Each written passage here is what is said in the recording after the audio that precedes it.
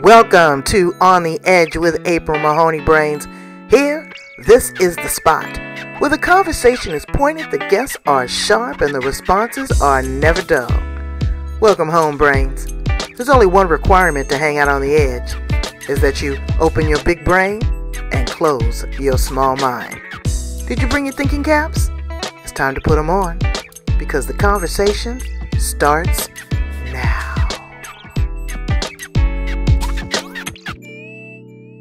You're at your favorite spot, your location. The conversations are pointed, the guests are sharp, responses are never dull. Right here on the edge.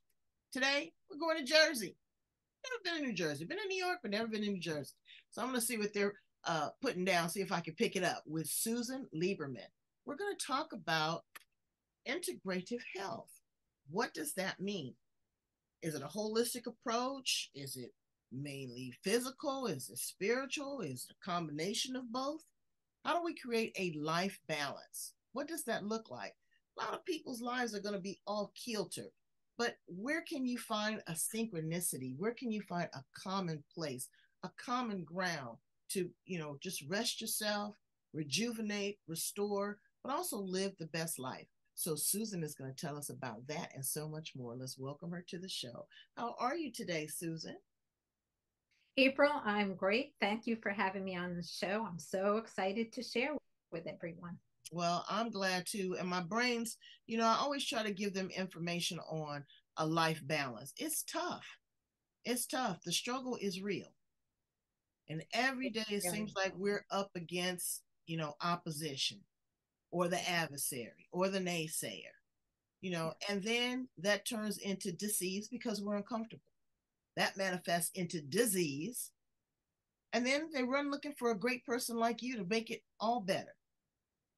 How did you find yourself in this space? Tell us a little bit about how you show up in the world. Yeah. So if I were to tell you how I got to here, it's not been a straight journey as most of us. We take lots of different pathways to get to where we are today, but it all leads to where we are today. So it started for me, the whole healing, when my parents had a farm, and I used to nurture back to health little birds and animals. And Oh, it was always something that I loved to do. When I was 12, my mom was diagnosed with cancer. mm, And overnight, I became an adult, and I was my mother's caretaker until she died. And for a lot of years growing up, I would considered myself a motherless child. But it took a toll on, we're talking about life balance, it took a toll. And I decided to become a nurse or start my career in nursing. And it was just a natural progression. In college, though, I found meditation and yoga and realized that there was a whole different side of things than I knew or what I was learning in nursing school. So um, I started to realize that I could put both of those together. And so when I got out of nursing school, out of college, I went to work in a world renowned cancer center. And I've had many people die in my hands, in my arms, and I've seen a lot of suffering. And I knew there needed to be a better way. right. So what you did was you springboarded and you left traditional nursing and went more into an integrative, holistic approach. I find that a lot with nurses and also hospitals. So at the crossroads, you've seen people there many times. They've come across your threshold. I see a lot of nurses now going into more integrative or holistic, um, and even hospice care because they're seeing this transition. Mhm. What caused you to springboard from traditional nursing into a more integrative approach? I knew that having so many people die in my arms really every week, that there needed to be a better way. And it wasn't just about the physical taking care of people, but it was also the mental, emotional, and spiritual aspect of it. Mm, And the wisdom of the body to heal itself. So I knew that there was a better way. And that's, I went back to school and I learned integrative techniques and lots of different ones. But another reason that I decided on this path really was for my own health as well, because I got married, I had very small children, I had a career, I traveled in my career, in my job, and I was just exhausted traveling a couple hours a day to get to work, et cetera, et cetera. You know, the all the things that modern women and modern parents have to deal with. They do. And I But you know burnt what they myself don't out. deal with, and what they don't realize is that you can delegate. And you That is one can of the where you're things. weak. Yes, and setting boundaries, Exactly. setting boundaries for others and for yourself, and asking for help. So Absolutely. actually, that was one of the reasons that I got into natural healing and natural health, and what I call integrative health, taking the best of the Eastern wisdom healing traditions with evidence-based science, because they both work together. It's not an either or. At least not for me, it isn't. And because, you know, we can talk about what that looks like, integrative health, but ultimately, what I found with years of dealing with people is just what you're talking about. It was more than just, you know, what natural products am I going to take, whether I'm going to take a yoga class. It was so much more than that.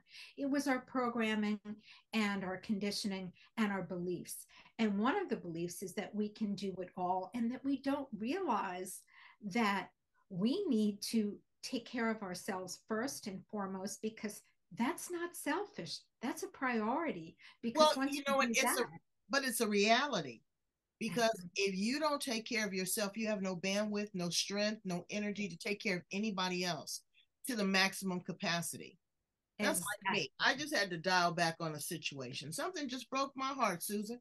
And I know this is kind of off the subject, but maybe you can help me integrate this in my life. You know, you have to teach people how to treat you in Yes. this world. And I had to pull back on a 45-year friendship, but it no longer served me. It wasn't reciprocal. It drained me. I had to change my whole composure, my way of thought. I couldn't speak freely because I was kowtowing down to somebody else's needs instead of my own. And that so many times happens with a partner, with your children, with your job. You know, again, like you said, setting boundaries. This is something that just doesn't feel good. A boundary is for me, it's not for you, right? It's actually, it's for everyone. So Mm, it really is for everyone, because unless we teach people how to treat us, um, and we're constantly people pleasing, or think that we don't deserve to get what is our birthright, right. right? um, then they keep on treating us how we're viewing ourselves in many instances. Not in all, but that's one of the things that I find is, and that boundary is so that I can take care of myself, so I can be the best I can be for me, but Mm-hmm. also for others. So, in a way, it's for both. It starts with me, it Right. starts with ourselves, and it goes out. And that's what I find. I also find, by the way, when you're talking about, you know, sometimes boundaries does mean that we can no longer continue a relationship like it was before, whether that be a significant other, a spouse, a friend, a coworker, a boss, whatever it might be. Um, the one thing I would add to that, and this is where we get into the, you know, what's in our minds, what's between our ears, what's those beliefs, and what's those programming. Those are the root causes of a lot of things. I find, though, that one of the things, and this is a hard thing to do, is forgiveness. Okay. Forgiving ourselves and forgiving other people for being human doesn't mean that we need to maintain contact with them. But if we don't forgive in some form or manner, Right. they're renting space in our head. Absolutely, absolutely. No real estate, brains. There's no for sale sign here. Exactly. So, and that's where I realized that, I could give all the techniques and I could do all the energy medicine and we could talk about herbs or whatever we talk about. But until I got to the root cause of things, um, those same conditions and habits would come back. So if we're talking about life balance, if all we do is take a look at your schedule and see how to rearrange your schedule without rearranging some of your thought patterns, Exactly, exactly. And it all prioritizing. stays the same. Prioritizing what is important. And my husband hates this term, multitask. He can't stand it. He says that is just a mere distraction. You are too busy doing a whole bunch of other things instead of being intentional to that one particular thing and then springboarding. You might be able to do dual assignments, but this, I can multitask. I can ride my bike, chew gum, cook the this, and rock the baby all at the same time. He says, it's just a lot. So you use the modality of integrative health. Explain that to us. Yes. So, by the way, I just want to go back to balance doesn't mean that you'll never be tired, by the way. Right, right, right. It means that you're doing the right things at the right time with the right mindset. And the balance comes from within us and then it comes out, right? Right. So I just wanted to say it doesn't mean that everything's 50-50 and you'll never be tired or exhausted again, but you know how to get yourself back up and get yourself going with the proper mindset. So that's what it means. Integrative health. Integrative health is what I'll call there's alternative health that would be non-conventional medicine or not in the mainstream, although it's becoming more mainstream, by the way, even in hospitals. Complementary health would be, okay, you go ahead and you do your mainstream and you can do this too. Integrative health means putting them all together because they fit together. They're not separate. So that's why I said that I integrate the Eastern wisdom healing traditions with evidence-based and Western science. Okay, so give us some of the Eastern philosophies that you incorporate.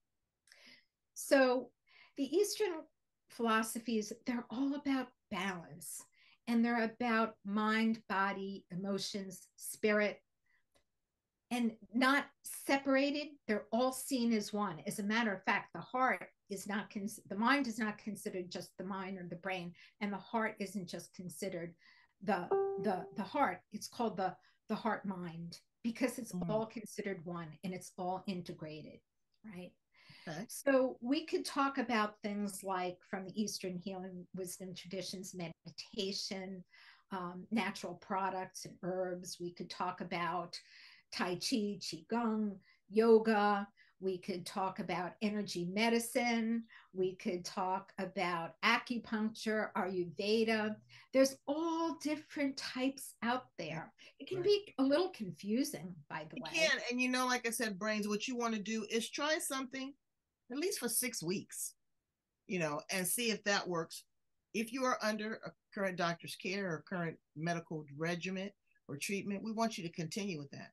But these are also some additional things because you can never go wrong with meditation. You can never go wrong. I mean, you can do chair yoga. You don't have to be on the floor on the mat. The mindset work, the meditation, and working with a great person like Susan, because it's so interconnected. Exactly. And when you take it down to the lowest common denominator, it's about the breath, connecting with source, whatever your source is. Let's hope that we all have somewhere to like a Tesla, somewhere you can plug in and recharge, because our batteries get drained. And I always tell people that this is a lifestyle change. This is not a quick fix. Oh, okay, well, I'll work with Susan for 6 weeks, 8 weeks, 10 weeks. I'll get what I need and then run off. No, it's like being on a weight management program. You get the results that you want, but you also pack the tools to be sustainable. What if Susan is not there? What if Susan has decided to go to Europe and not take her cell phone? Whatever it is, you will still be able to have these tools and say, oh, this is in my arsenal. I remember she taught me this breathing thing, or she taught me emotional freedom technique, or we had a meditation. All these things are very important. Now, when you incorporate the Western philosophy, just in my opinion, I noticed that Eastern is more preventative, Western is more restorative, or trying to sustain or maintain, get your pill or cut it out. How is it that you work with clients to help them really make the distinction on which way they really need to go? Do you think long term they can balance both? That's a lot of work. Yes. Yes, you mean as far as Eastern wisdom and evidence-based science. I'm not an either or person. I would never tell anybody to go off any of their medications or any of that. I'm very integrative. I work in conjunction with, if that's what you so choose, right? So, but if someone comes to me and says, can you cure me? I don't cure anybody.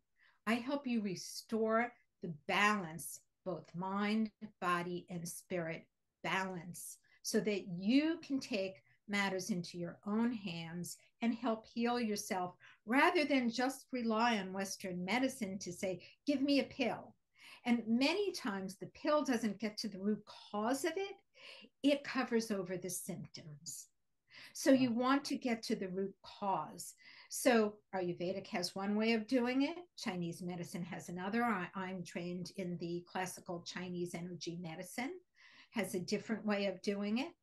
And it's not a one size fits all. What works for your friend may not work for you. By the way, it's the same thing with any medicine that you're going to take, any pharmaceutical. It may work for your friend great, and it doesn't work for you. It has different side effects. Not that I'm saying this has side effects, but it's different because we're different people. Well, you know what? And I could interject, because there can be a side effect. Reality. Reality can be a side effect of, clarity, because we've compacted this container and we've suppressed it for so long. When you open it up, it's explosive sometimes for some people. Okay. So that's why I'll do what I call titration. And let me explain what pendulation and titration. Let me explain what that means. That means we all have a window of tolerance. Our window of tolerance may be this little because it's been so compacted. Over time, you start to gently, and I'm a very gentle practitioner, you open that window of tolerance so that you can deal with it. And you can deal with it, and you have the resources and you have the tools to deal with it. What you were saying is really we're in delusion a lot of the time, not really realizing what the reality is.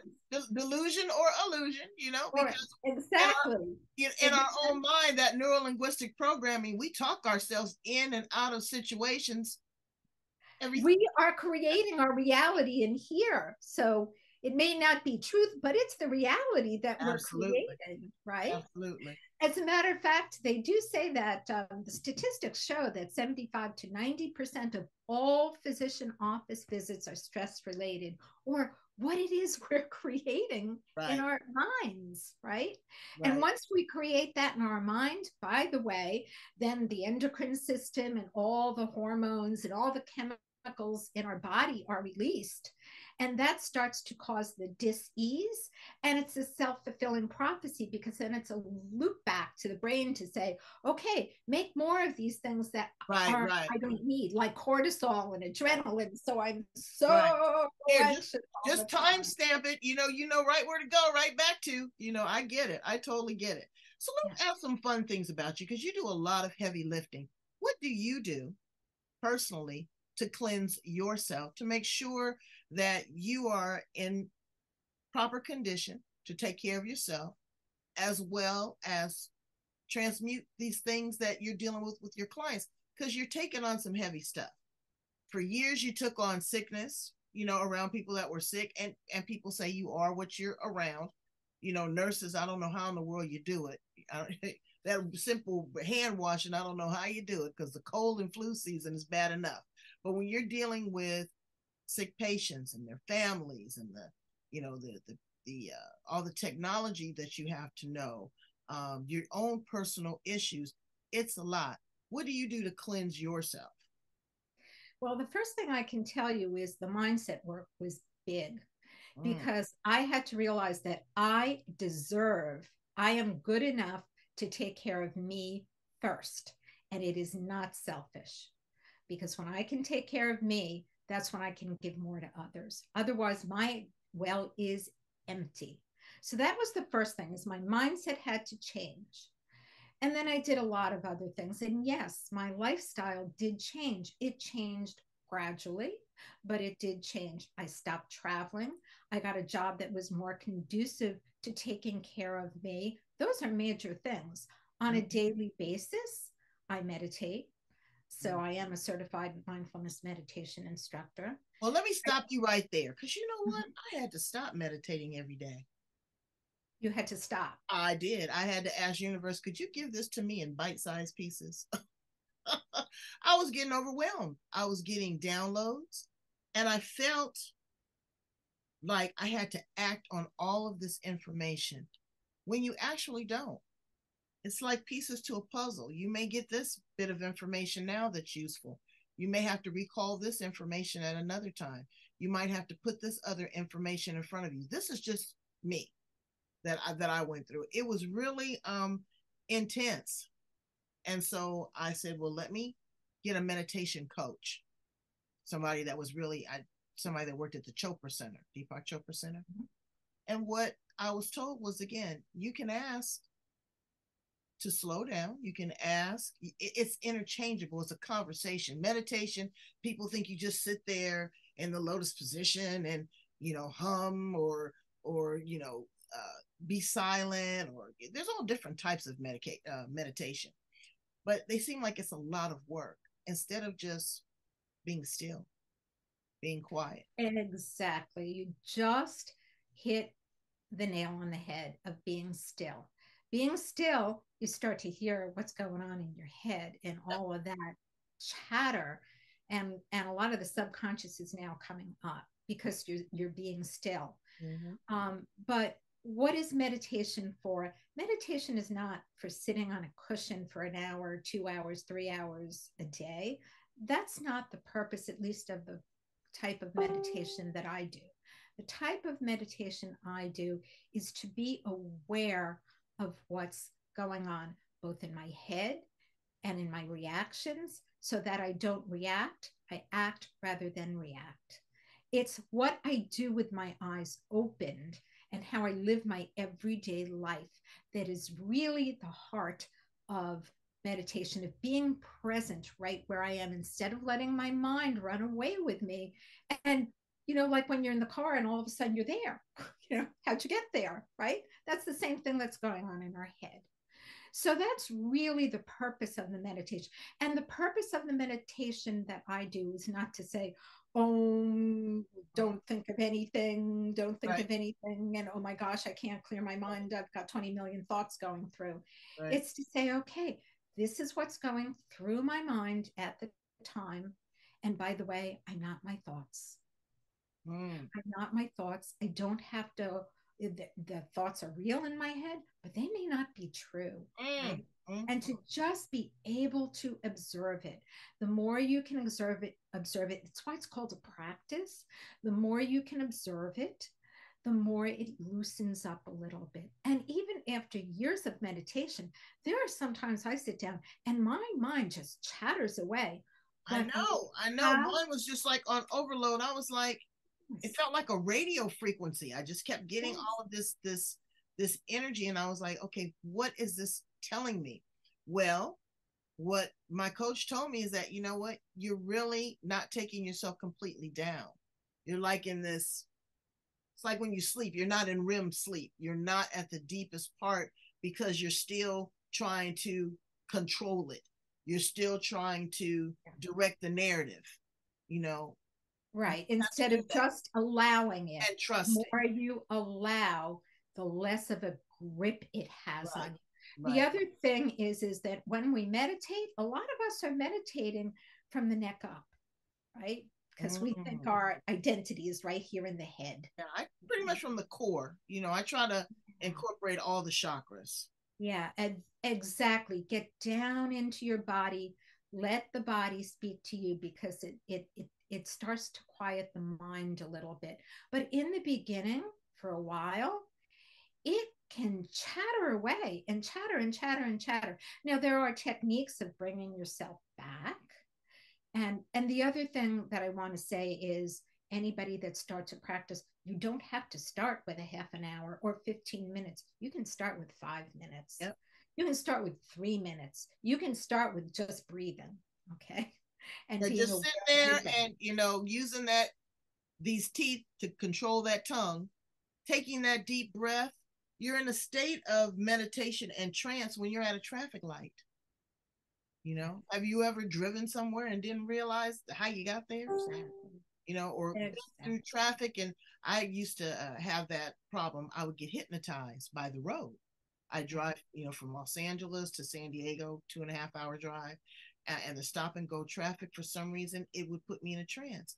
So again, like you're saying, the big thing now, I think, is not so much mindset, but consciousness, being aware of where The you are. awareness of the present Exactly, moment. of the present Keep on moment. bringing yourself back to the present moment. When you talk about balance, you'll see how that really helps. But this is a practice. If you think that this is Right. going to happen overnight, like you No, said that's before, not. it doesn't. It doesn't.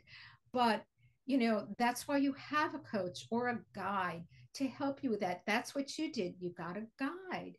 someone, because you could be the smartest person in the world, but you still need some guide. We're not an island. We don't do everything by ourselves.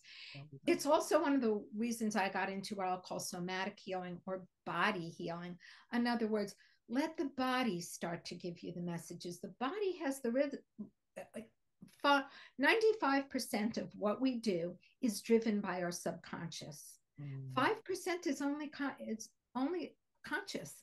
So what we're trying to do is take that 5% and move it more up to the 95%, so that 95% of what we're doing is conscious. I know, but it's a and lot. It's and work. and we do that through the body rather than trying to figure it out with the brain, because you're throwing the same old patterns and thinking the same old way against the wall. You'll get the same results. Absolutely. So your coach Definition told of you to slow insanity. down. the clear What? the clear definition of insanity. The clear definition of insanity. Exactly. Couldn't say it more So perfect. let me ask you some fun questions. I always like to close with some really fun facts about all of my guests. Where would you like to travel? Anywhere in the world that you have not been? I would like to go to Thailand, and I'd like I'm to go going to there. the. I'm going to tell you, I'm going in March. I'll tell you all about it. Oh, I want to hear all about it, and I also want to go to the Galapagos. Somebody else said, what is there to do in the Galapagos? I want to see all the wildlife that is as pure as you can get it. Okay. Um, yeah, and Thailand, I want to go because I heard it's a fabulous country, but also the Thai forest tradition, where the meditation that I practice comes from. I'd really like to see Mm. that in the Oh, that monasteries would as be well. So beautiful. those are two fun places I'd like to go. I am going to Costa Rica though in December. I'm excited Well, about. you know what? We've traveled a lot, and that makes you a well-rounded person because again, you incorporate some of those things like the Mediterranean diet from Europe or the spirituality from China and Tibet that is different than here with our Western philosophy.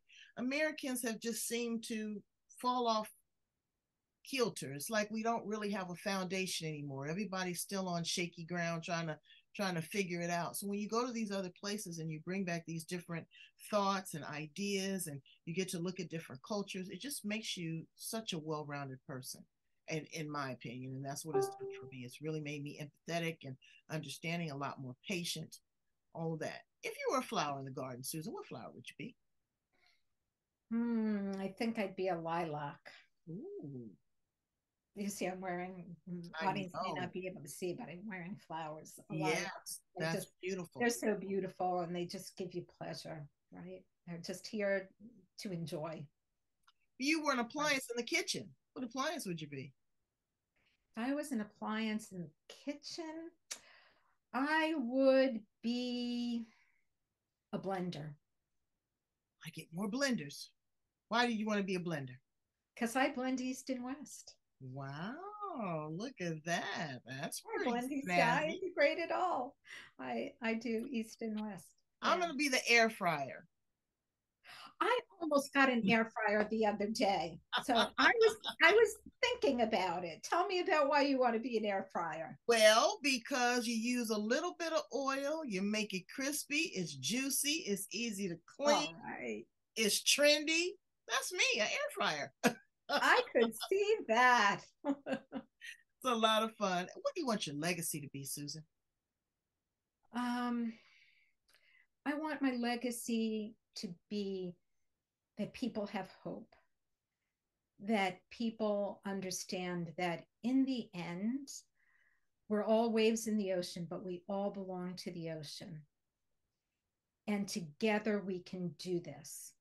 Together we can heal. Together we can live our best lives. So, love and compassion and healing, that's my legacy. And hope. I want people to know that, you talked about, traveling and bringing back all these other traditions that we've kind of fallen, the West has kind of fallen off. I honestly believe that we will move forward. We will get out of this. The hope is there, and I know we can do it. Well, if we have nothing else, we have hope. Yeah, We have we hope. can do it. We And we can have you on the edge. Thank you so much, Susan Lieberman. That has do it. been a lot of deep introspective work. I appreciate you taking the time to break it down into bite-sized pieces so that we can ingest it. Brains, just go a little deeper. You may not go as deep as me and Susan or others, but pull back the layer of that onion and let your eyes tear. See what else is in there. Open your senses. Be aware of other people. Try to be more sensitive. Create boundaries. It's okay. As Susan said, learn to forgive. Forgiving doesn't mean having that person front row and center in your life, but it does mean allowing the capacity and space for you to move around comfortably. Okay. So thank you so much for being here. Be sure to tell my brains how to get in contact with you. Susan, if there's any current offerings, just tell them how to tap into what you're pouring out. Yes, so you can get a hold of me on my website. It's www.susanhlieberman, and that's Lieb as in boy, M as in Mary, An as in Nancy.com. You can always get a hold of me through that. I do have a free or complimentary workbook if you want to work through and find out a little bit more about life balance, building boundaries, and taming time. You can, again, get a hold of me through that. I will be talking at the Design, Live, and Thrive Summit on January 12th and 13th, 2024. And stay tuned. I'm writing a book with some other authors called Beyond Conditioning. I also do offer private and group sessions. Well, brains, take advantage of it. All my guests come on the show and they always come with a gift. The gift is information. The gift is knowledge. They've done the work. Give yourself 20 minutes, 30 minutes in your life to explore something different. You tried everything that you already know. How's it working for you? That's the question you have to ask yourself. So thank you so much, Susan. I think you are the best. I appreciate and value you. Come back and let me know about the book so we can have you read an excerpt. Great. That sounds wonderful. Thank you. I thoroughly enjoyed this with you. All right. Have a great day, Brains. Take care of yourself.